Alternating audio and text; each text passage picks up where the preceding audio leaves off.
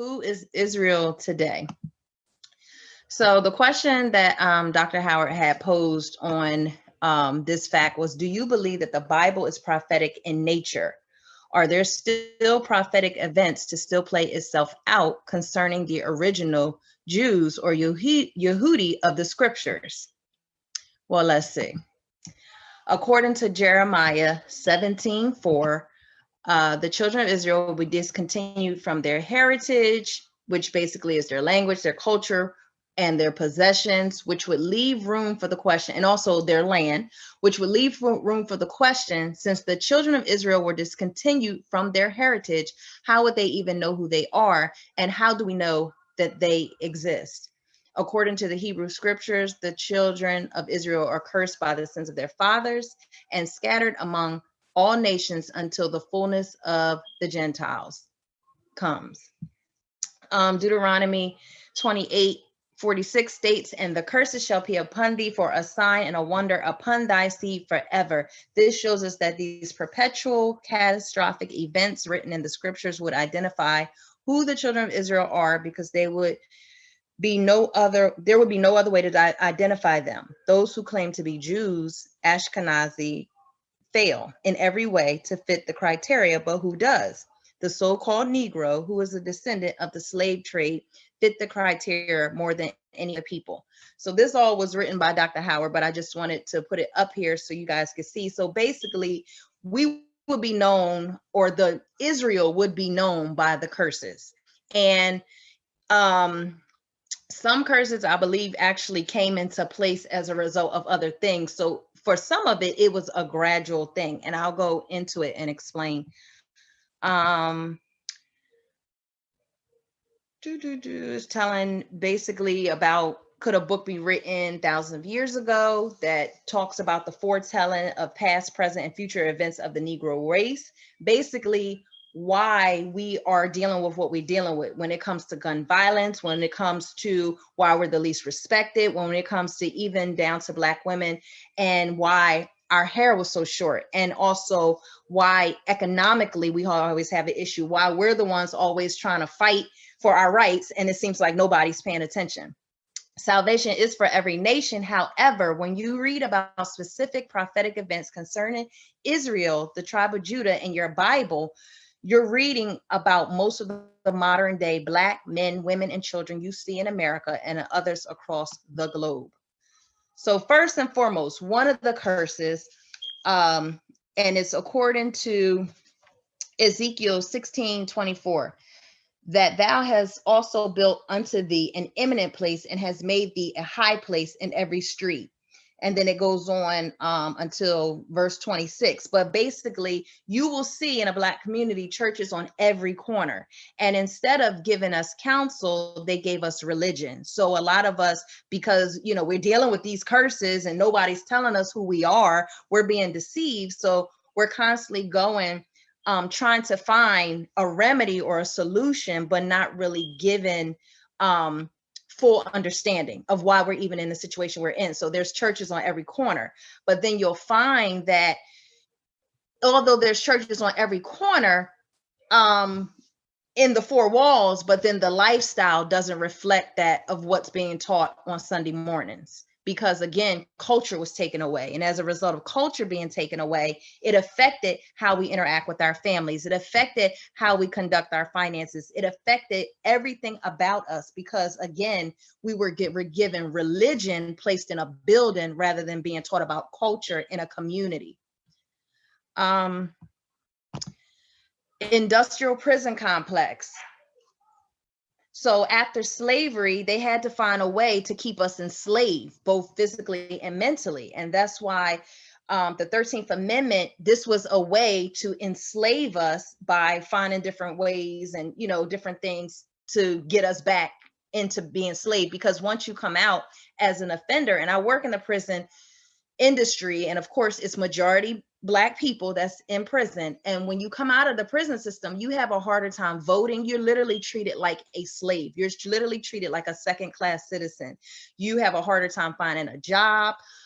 There's so many strikes against you as a result.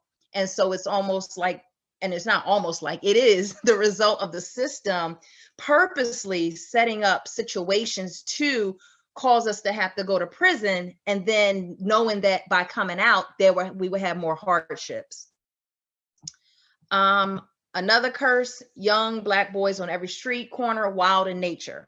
So, the picture is self-explanatory. Unfortunately, this is a result of, again, our culture being taken away. This is a result of fatherlessness. This is a result of, or you could have a father who is physically in the home and be distant emotionally and not actually knowing how to father. So not being properly parented, and the same thing. This is not necessarily the case for, single mothers, because you could, your situation could be totally different, but the majority, as a result of being bred and being in a certain environment and breeding a certain mindset, causes a certain reaction. Another curse would be based on Psalms 44:13. Thou makest us a reproach to our neighbors, a scorn and a derision to them that are round about us. Thou makest us a byword among the heathen, a shaking of the head among the people. So that's Psalms 44:13 through 14. And then Deuteronomy 28:37. And thou shalt become an astonishment, a horror, a proverb, and a byword among all nations, whither Yahuwah shall lead thee. And so, as you can see, like, we've been called, niggerhead, and how they used to have in the fair. One thing I was looking up where they had at the fair, where they would literally have this game called Hit the Nigger Baby. So they gave people, white people, these throwing balls so they can throw the balls at the head of the babies. So we were totally disrespected. And called all kinds of names, and referred to as being less than human, and referred to as being monkeys. Even here, you see the picture of, and this is just recent, because this is something that is continual. One thing about the curse, it may not always be physically visible, but it can be mentally still there. Just like slavery, it's not necessarily physical slavery, but there's a lot of mental slavery.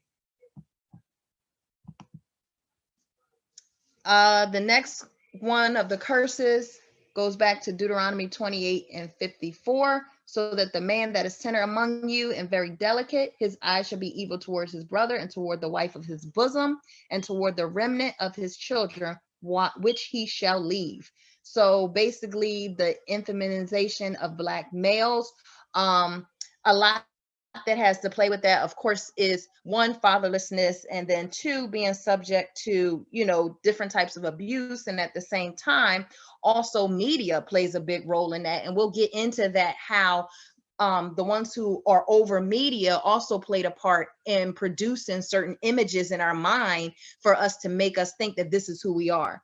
And so then you have ones like Tyler Perry and, other famous Black actors and comedians who are all dressing in women clothing, or either they're portraying this, or you see this before, because initially in slavery, during slavery, while we were still slaves, they had which was called buck breaking. And that was to basically, as a sign to everyone else, the white slave masters basically would rape the men in front of their families. And that was to weaken them mentally, physically and mentally, because if they can weaken you mentally, then physically it's easy to control you. And so we don't realize how even a lot of that has played into why we've become so accepting of the feminization of our men, as well as the masculine, a lot of our women being masculine as well. That plays back into the fatherless homes, not having a productive household. Mad Black women. How many times have we heard the stereotype that, that women, Black women are so angry, and, we just mad all the time. And honestly, the root of anger really is deep rooted sadness. So a lot of this, again, comes from a lot of our culture, what has been stripped away from us, the actually being raised according to the standards and the ways of Yah, because our women, we were supposed to be graceful. We were supposed to be modest and tender and all the and soft, and we really are, like, deep down inside there really is this graceful, tender and modest woman, but it's covered up with layers of hurt as a people and rejection and abuse as a people, which then tends to breed the angriness of Black women and also the violence in Black men towards each other and their brothers. Shortness of a Black woman's hair. Again, because our culture was stripped away from us, we then had to hold to a standard that wasn't our own. And we were told that beauty was based on the European standard. So as a result, along with, again, other nations who all conspired to create products that did not even benefit our hair. So as a result, we're trying to figure out now how to take care of it. And at the same time, we're being given products that is destroying it. That's why most of our women, their edges or our hair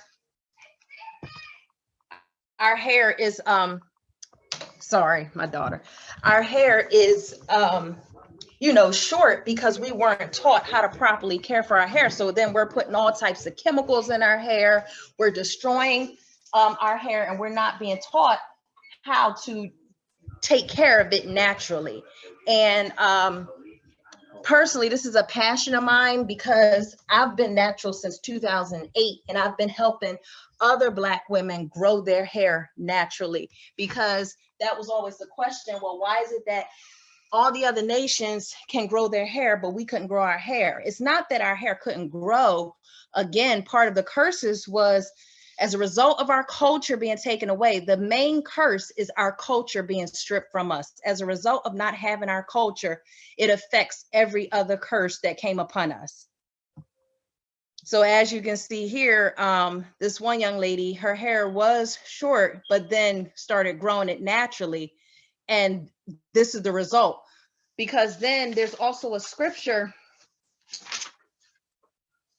Where is it? There's a scripture in 1 Corinthians 11:15 that says, but if a woman has long hair, it is a glory to her. Her hair is given for her a covering. So we are craving a covering because really we were destined to have long hair and to have that covering, but now we feel uncovered. And part of the reason why we feel uncovered, both physically and spiritually, again, goes back to being stripped of our culture.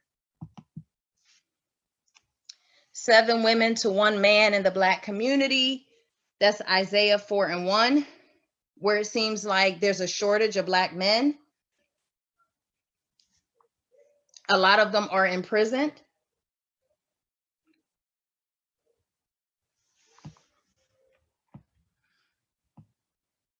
Yeah, I know that's a movie. Destruction of inner cities. That's Deuteronomy 28:16. Again, cursed shall you be in the city and cursed shall you be in the field. And in our inner cities, again, it's kind of like if you put a rat in a box, and literally it's like this is the result of anger. This is the result of our culture being stripped away from us. This is a result of so many things that causes us to then have to settle and then, destroy. And, and the anger is the violence. A lot of it is breeded from a lot of the hurt and the violence as a people that we have endured, not only from other people, but even from ourselves, because every time we did try to build something, it would be taken away from us.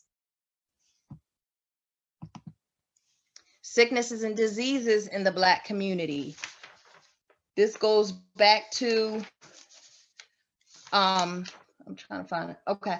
Deuteronomy 28:61. And also every sickness and every plague, which is not written in the book of this Torah, them will Yahuwah bring upon you until you be destroyed. Black women account for 49% of all new HIV cases. We are 4 times as likely to get diseases than whites and 2 times as likely as Hispanics.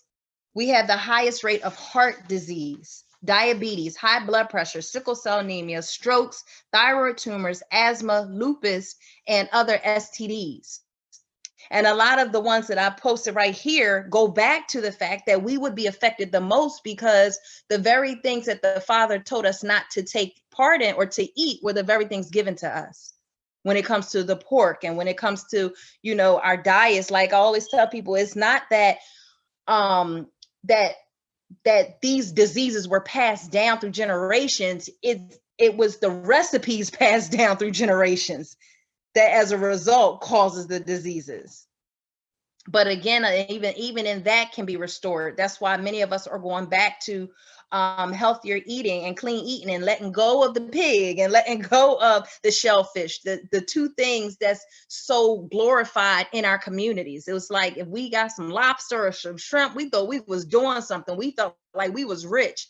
And again, that was really a deception to keep us entangled. Just like we thought that if I had the latest clothes on, or if I had a whole bunch of, you know, if I spent all my money on what I look like on the outside, then that meant I had something. When really that, even in that, was deception to keep us struggling, looking rich, but being broke. Every other race will take advantage of us economically. Absolutely. The hair stores ran by Asians, a lot of Asians, the Jewish basically controlling the media, which is keeping the programming going. And then we know Arabs control a lot of things. Like they'll come into the Black communities and build up all these things, and most of it is designed to keep us right where we are. And then of course, you know, the white nation basically, or white nations, I'll say, basically controls everything else. And this is not against them as a people per se, because sometimes when you talk like that, it kind of sounds like, you know, well, we all mad at everybody else, and you know, and it's like the reality, we're supposed to be a light unto the nations, but it's the reality of who Satan used as a result to enslave us.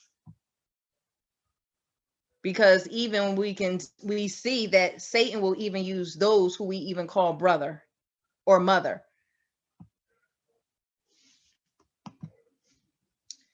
Conditions of slavery, and that's from Deuteronomy 28, 22 through 48 with the Arab and transatlantic slave trade. So a lot of that I did, well, actually Sonia did read it, and then some of these I did read as well.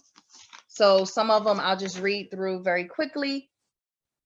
Yahuwah shall smite you with madness and blindness and astonishment of heart and insanity. Many suffered insanity, madness, and hysteria when they saw the slave masters beat, rape, kill, and sell their loved ones.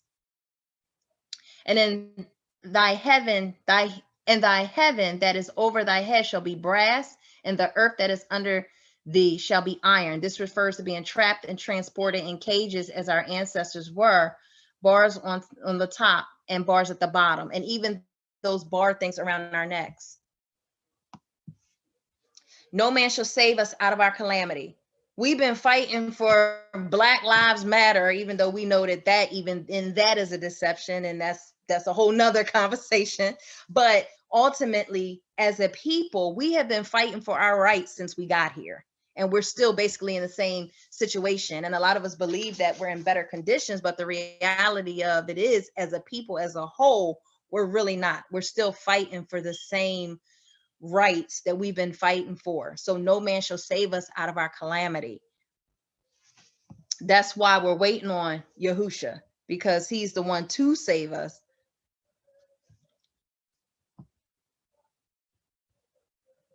Even with giving us a Black president, we thought we're saved now.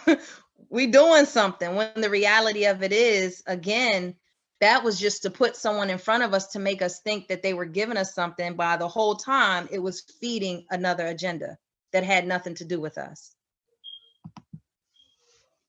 And then finally shipped from Africa to America as slaves. And then that is Deuteronomy 28 and 68. So from everything that I've read and talked about and shown you, it is clear that who these curses would fit. There's really only one group of people, and not just in America, but not nationwide, but worldwide, because he said he would scatter us to the four corners of the earth. So there is only one group of people who can actually see those curses all throughout us as a people.